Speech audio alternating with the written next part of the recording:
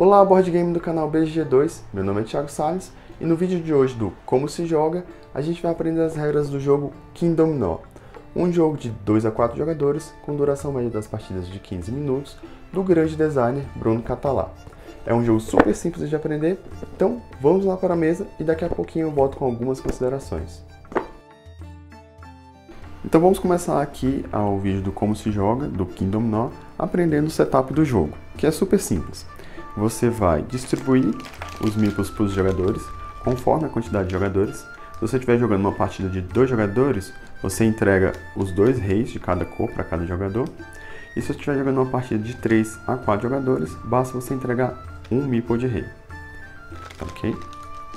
O próximo passo é entregar o tile inicial para cada jogador, que vai estar colocando à sua frente. E em seguida está entregando os castelinhos da cor de cada jogador. Esse castelinho aqui, ele vai em cima daquele tile que eu acabei de mostrar, que é o tile inicial do jogador. Então, cada jogador vai ter justamente esse cenário aqui na sua frente. Feito isso, agora a gente precisa organizar os dominós. Os dominós eles são organizados conforme a quantidade de jogadores. Então, se for em uma partida de 2 jogadores, você tem que retirar daqui 24 dominós. Se for uma partida de 3 jogadores, você retira 12 dominós. E se for uma partida de 4 jogadores, você não precisa retirar nenhum. Lembrando que essa retirada de dominós é de forma aleatória. Como eu vou simular uma partida aqui para 3 jogadores, então eu vou retirar aqui aleatório 12 dominós e vou deixar separados de um lado. 1, 2... Pronto, separei aqui 12 dominós de forma aleatória e vou deixar aqui ao lado. O restante eu vou deixar aqui na caixa mesmo e vou utilizar ela para poder ir sorteando conforme o jogo. Vou colocar ela aqui de lado. E agora eu vou sortear a quantidade de dominós conforme a quantidade de jogadores. Então nesse caso, como eu estou simulando uma partida de 3, vou sortear 3 dominós. Eu sempre vou sortear os dominós com esse lado do número para cima, porque eu vou ter que reorganizar eles. Sempre do maior para o menor, de cima para baixo. Então vou pegar esse 12 aqui que eu sorteei por último, passar aqui para cima e agora a gente tem aqui os dominós organizados. Depois a gente vira os dominós, revelando quais são os tipos de terrenos. E agora eu vou pegar os meeples de cada jogador e vou fazer um sorteio. Vou embaralhar aqui, vou escolher um meeple. Escolhi o azul, e aí a pessoa entrega esse meeple para a pessoa que está jogando na cor azul, e ela pode escolher qualquer um desses tiles. Lembrando que, se ela escolher esse tile aqui, que é o primeiro, na próxima rodada ela vai ser a primeira pessoa a escolher os novos tiles. Se for o segundo, vai ser a segunda pessoa a escolher, e o terceiro vai ser o último a escolher os próximos tiles. Isso é uma forma de equilibrar o fator sorte no jogo, e também de você se planejar para ações futuras. Você colocando o seu meeple de repente agora que não tem nenhum tile que te interessa, você já coloca no primeiro, porque aí na próxima rodada de tiles você vai poder escolher um tile que venha conforme você precise. Ou então, se for um tile que você precise muito, você pode de repente até colocar no último, e a consequência é de que na próxima rodada você vai ser o último a escolher. Geralmente, os tiles que têm a maior numeração são os tiles mais raros e que te pontuam mais. Então, por isso que você sempre tem que colocar nessa sequência, até para poder também você te ajudar a lembrar qual que é a sequência da próxima rodada. Então, nesse caso aqui, o azul vai escolher o do meio, o verdinho escolheu o primeiro e sobrou por rosa o último. Agora a gente tem que abrir a nova linha de tiles. Eu vou abrir aqui, passando pelos tiles.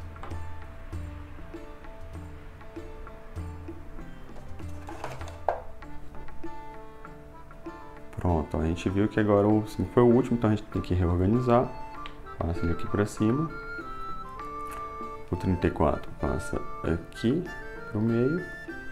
E o 48 fica aqui. E isso a gente já revela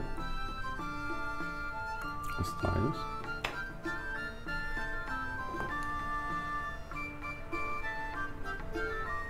E pronto, já estamos prontos para poder conhecer as ações dos jogadores. Setup preparado. O único detalhe que eu queria chamar a atenção é que se você estiver jogando uma partida de 2 jogadores, você vai estar colocando, na verdade, 4 tiles aqui abertos, depois mais novos 4 tiles, e você vai escolhendo os tiles conforme a gente fez aqui, sorteia, e nas ações seguintes, a sequência vai ser conforme os meeples. Então vamos agora aprender aqui quais são as ações possíveis dos jogadores. São as ações bem simples, são apenas 2 ações, e eu coloquei aqui o castelinho jogador verde virado assim para cima para poder ficar mais fácil aqui de vocês visualizarem, ficar mais bonitinho. Mas o correto é ele ficar dessa forma aqui na mesa. Então, vou pôr aqui para poder ficar legal.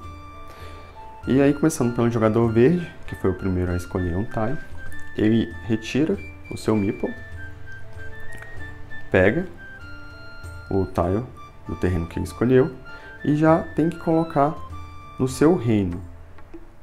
Lembrando que ele tem que respeitar as regras de colocação do tile.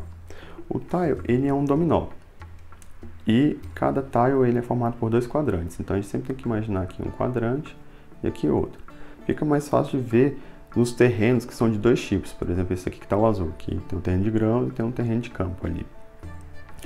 Mas nesse caso aqui nós temos 2 terrenos. O primeiro tile que vai ser colocado, ele pode ser colocado em qualquer lugar, mas encostando o tile inicial do jogador. Esse tile inicial ele é como se fosse um coringa, então você pode colocar qualquer tile encostando nele. Agora, já se você quiser colocar um tile próximo a esse tile aqui, você vai ter que fazer com que pelo menos um dos quadrantes do tile que você for colocar tem que combinar com os tipos de terreno. Então, eu vou só pegar aqui como exemplo, vou tirar esse tile, esse meeplezinho aqui vermelho. Vou pegar esse tile aqui, então se eu quisesse colocar aqui eu poderia. Porque esse tile com esse terreno aqui, eles combinam. Tá vendo? E basta combinar um, não precisa os 2. Eu poderia colocar nessa posição. Eu poderia colocar também dessa forma, se eu quisesse. Nesse formato aqui. Ou poderia ainda colocar aqui. Eu não poderia fazer, era assim. Colocar esse tile aqui. Porque não estaria combinando nenhum campo desse tile aqui com esse daqui. Então isso aqui é uma jogada inválida. O mesmo vale se eu tivesse pegado esse tile aqui e quisesse colocar junto com esse outro. Como não tem nenhum terreno que combina, não é uma jogada válida. Então o jogador verde pegou esse tile, colocou no terreno dele aqui. E agora ele já tem que pegar o meeple dele e escolher o próximo tile que ele vai querer. Vamos dizer que ele queira esse tile aqui, porque tem 3 coroas e a gente vai ver na parte de pontuação que isso aqui é bem importante. Então agora passa a vez para o próximo jogador, então o jogador azul vai fazer o mesmo, vai retirar o meeple dele, vai colocar o tile dele no reino dele e já vai pegar o reizinho dele e escolher o próximo. Onde aqui eu escolho esse daqui, porque também tem aqui uma coroazinha. E o jogador rosa, que eu estava falando vermelho, não sei porquê, ele vai agora pegar o tile dele, colocar no reino dele e em seguida vai escolher o tile que sobrou, ou seja, só sobrou esse aqui, então ele vai pegar esse aqui. Então na próxima rodada, o jogador rosa, que foi o último aqui, agora vai ser o primeiro a escolher os tiles que forem abertos. Então nesse momento aqui agora você vai sortear os novos tiles.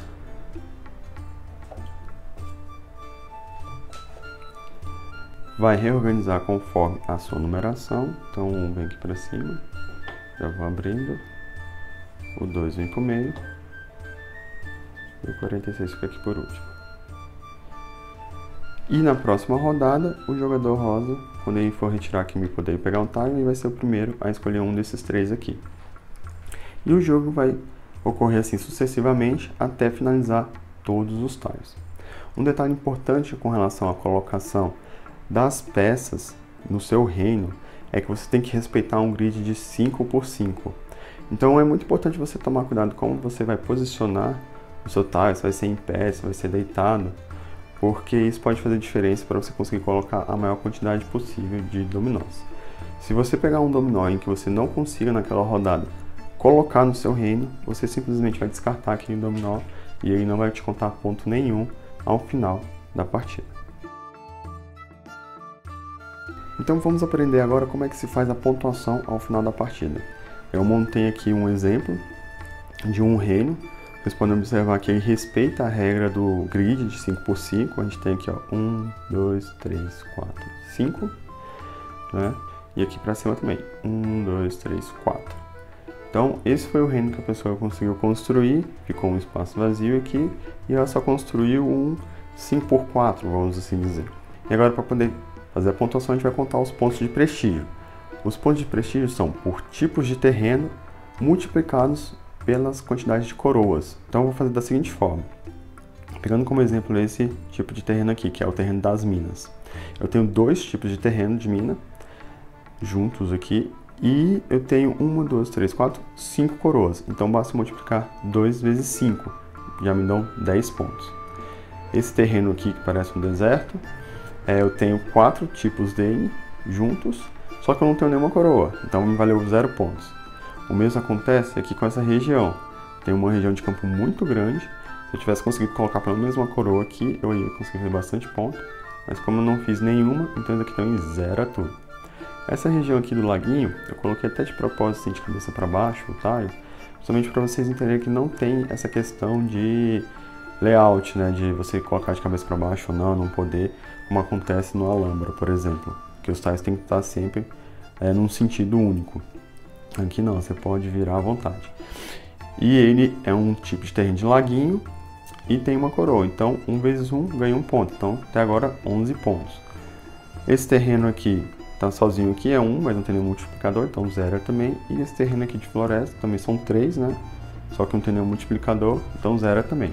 Então, o jogador verde, ao final da partida, fez 11 pontos. E é justamente dessa forma que a gente contabiliza os pontos de prestígio.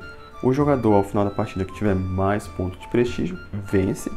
Se houver um empate, vence o jogador que fizer o maior reino. Se mesmo assim ainda tiver um empate, vence o jogador que tiver mais coroas. E se ainda assim persistir o empate, os jogadores dividem a vitória e são todos considerados vencedores. Então, como vocês puderam ver, as regras do Kingdom Now é super simples.